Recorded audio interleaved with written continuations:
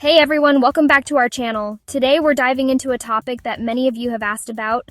Is your partner not making you a priority? Let's talk about a few things you can do, straight from a therapist's perspective.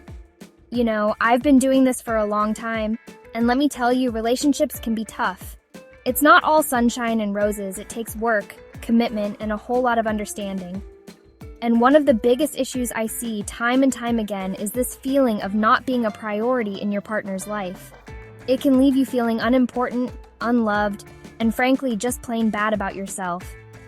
But here's the thing. You deserve to be with someone who prioritizes you, someone who makes you feel like you're the most important person in their life. And if that's not happening right now, we're going to talk about how to fix that. Chapter 1. Open your mouth and communicate.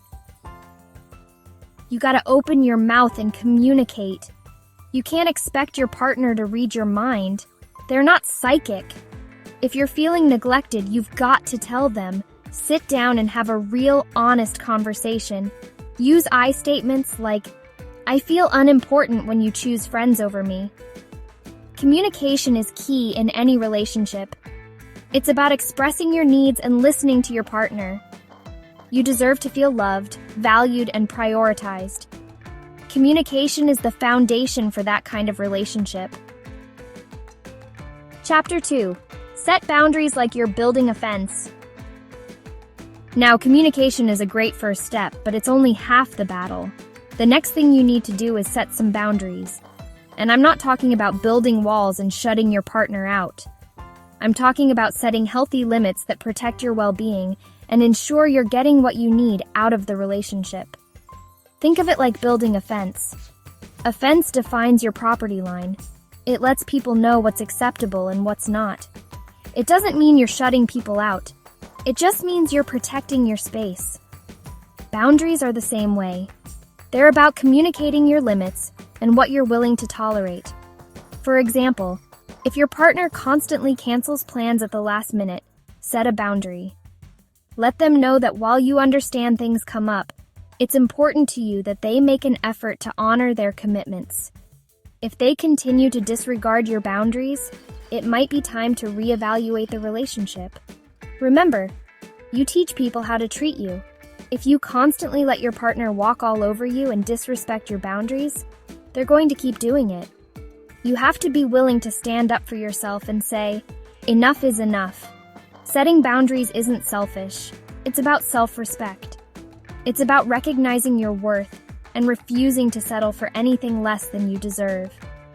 It's about creating a relationship where both partners feel respected, valued, and heard. And here's the thing about boundaries. They can actually strengthen your relationship. When both partners feel safe and respected within the relationship, it creates a stronger bond. It allows you to be more vulnerable with each other, which ultimately leads to a deeper connection. So don't be afraid to set boundaries. It's not about being controlling. It's about protecting yourself and your emotional well-being. It's about creating a healthy and fulfilling relationship where both partners feel loved and respected. Chapter 3. Don't forget about number 1, you. Now, while it's important to work on your relationship, let's not forget about the most important person in all of this. You. You can't pour from an empty cup, folks.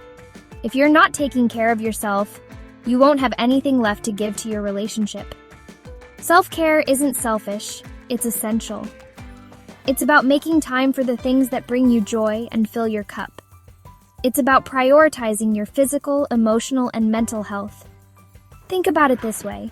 When you're on an airplane, they tell you to put your oxygen mask on first before assisting others. Why? Because you can't help anyone if you're gasping for air yourself. The same principle applies to relationships. You need to take care of yourself first and foremost.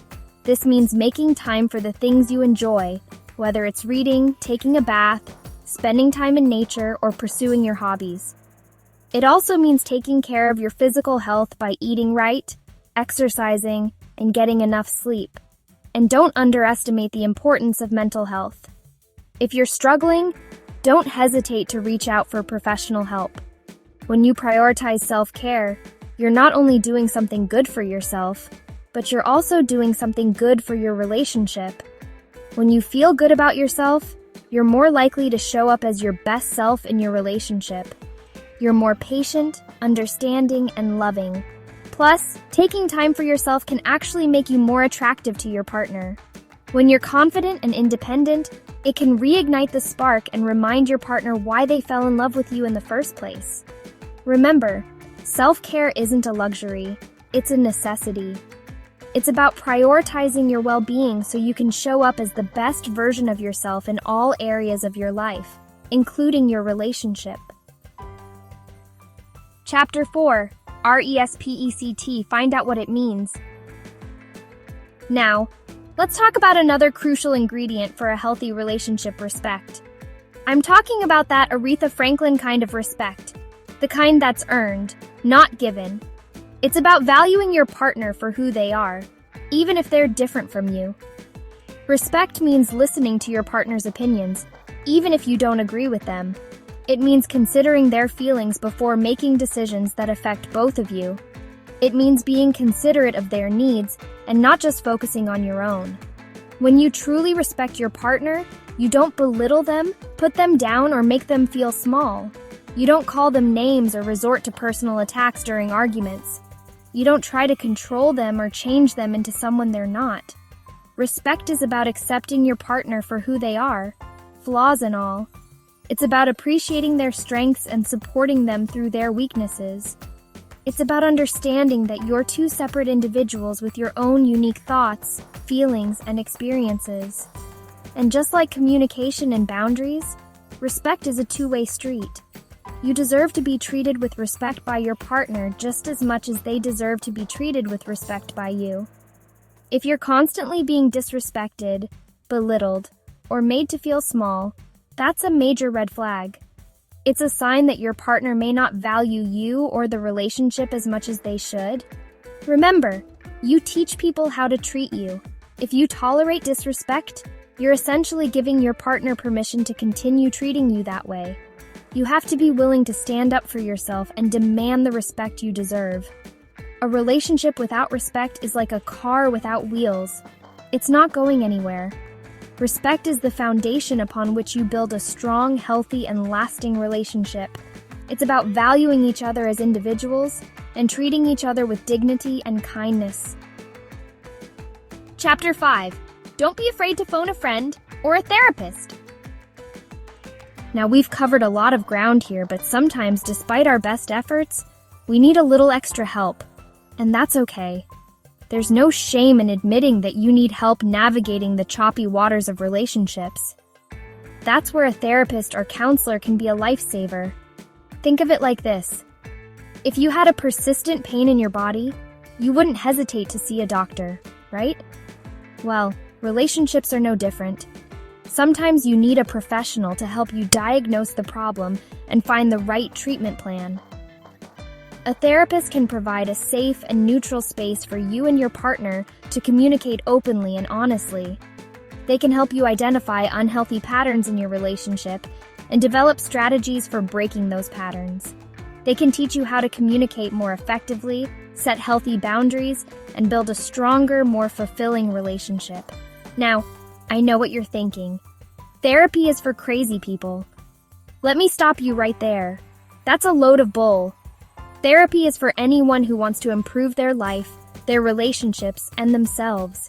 It's about investing in your well-being and taking proactive steps to create the life you want. And here's the thing. You don't have to be on the brink of divorce to go to therapy. In fact, it's often more beneficial to seek help sooner rather than later. The longer you wait, the more ingrained those unhealthy patterns become, and the harder they are to break.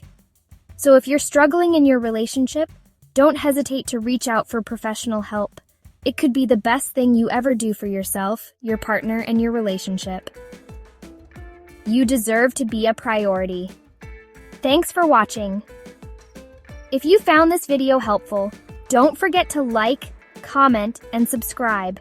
And remember, prioritizing yourself and your needs is just as important as prioritizing your relationship.